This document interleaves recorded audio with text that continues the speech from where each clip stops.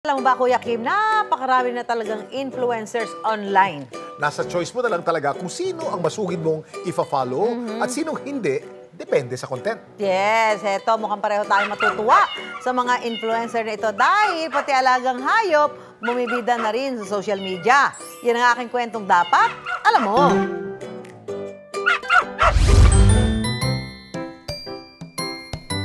Ang rampa mula ulo hanggang paa, bonggang-bongga. Mula sa nakatutuwang costumes at nakaka-amaze na tricks, ang mga alagang aspi na sina Joyjoy at Bingo bumibidang pet influencers online. Mula sa pang-araw-araw na kasuotan, pati sa mga espesyal na okasyon. Ang 3 taong gulang na aspi na si Joyjoy, game na game rumampa sa catwalk, dog walk. Alaga ito na mag-asawang sina Joseph at Celine. 2021 ang dumating sa amin si Joyjoy. Nung dumating si Joyjoy, doon po kami naging dog lover. Sa una mahirap, pero nung katagalan, masarap na mag-alaga ng aso. Nag-umpisa raw silang mag-post sa mga kasuotan ni Joyjoy nang may nagbigay sa kanila ng damit para sa alaga. Ang back-to-school OOTD ni Joyjoy, di bababa ng 7 milyon ang views. Bukod sa ipinatahing uniform at sapatos, may backpack at name tag din. Halos araw-araw, iba na yung inaano namin na damit.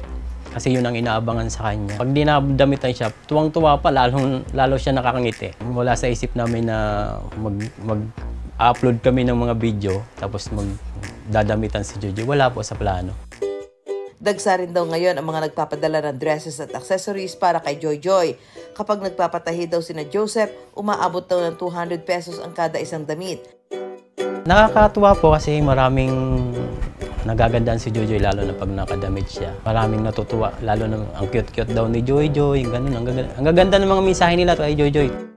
Sa ngayon, wala pang anak sina Joseph at Celine, kaya malaki umano ang naitulong ni Joyjoy para maging matatag ang kanilang relasyon. Dumating sa amin si Joyjoy, parang siya yung pumuno sa pamilya namin. Naging masaya pa nung dumating si Joyjoy. Sa harap ng isang supermarket sa Marilao, Bulacan, ginahahanga naman ng 2 taong gulang na aspi na si Bingo ang kanyang mga manonood online. Sa red, Pangulo. Sa blue, Bingo, nasaan yung Pangulo?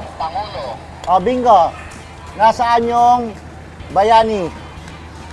Bayani. Si Bingo alaga ng head guard ng supermarket na si Romeo. Nakuha ko po siya ng 2022 ng November. Dito na po siya nag-start na matuto. Dito na rin po ang naging playground niya. Halos po lahat ng namimili dito, kilala siya since puppy pa siya. May soft spot daw talaga si Romeo pagdating sa mga hayop. Kaya kinarir niya ang pagtuturo ng tricks kay Bingo. Since bata ako, nag-aalaga na ako ng aso.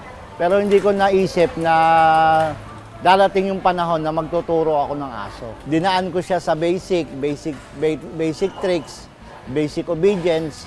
Nakukuha naman niya. Kada matututo siya ng isang tricks, yung fulfillment nakukuha ko as a trainer. Sa red, Si Bingo nagpakitang gilas. Sa red ang nakarecord ay Pangulo. Sa blue ang nakarecord ay Bayani. O Bingo, nasaan yung Bayani? O Bingo, nasaan yung Pangulo? Bingo. Andres Bonifacio. Corazon C. Aquino. Gabriela Silang. Bingo. Punta naman tayo sa math. Sa red. Sa blue. 37. 107. Pati sa kulay, di nagpahuli si Bingo. Basahin mo, anong kulay yung nakasulat sa whiteboard? Anong kulay? Anong kulay yan? Oh, pink. Aba, very good, Bingo. Sa tulong ng social media, dito raw kinukuha ni Romeo ang panggasto sa alaga. Minsan may mga nagbibigay ng gifts. Yun ang ginagamit kong pang-maintenance sa kanilang dalawa, nung si Bingo at yung pusa namin, si Bambi. Eh, syempre, kung sa pagiging security lang ang aasahan kong sahod, eh, kadalasan kulang pa para sa pamilya ko. Yung pangangailangan nila, nasusuportahan ko doon sa live namin. Marami na nagsulputang content creators na bida ang kanilang mga alaga. Wala namang nakikitang mali rito ang veterinaryong si Dr. Phil San Miguel. Basta na ibibigay natin yung mga basic needs ng pets. For example, nabibigyan naman ng pagkain, napapacheck naman yung pets, and then hindi siya palaging ginagawa. Then, komportable ba yung pet natin dun sa damit? Komportable ba yung pet dun sa shoes? Tandaan na ang mga alaga ay hindi dapat pagkaperahan. Dapat maging mapanuri pa rin ang mga manonood sa kanilang sinusuportahang pet content creator. Kung pipilitin natin siya at hindi rin matututunan, maiinis lang tayo at dun magsisimula yung mga abandonment is hindi siya okay. Kung banding lang yung pagbablog, wala pong masama doon.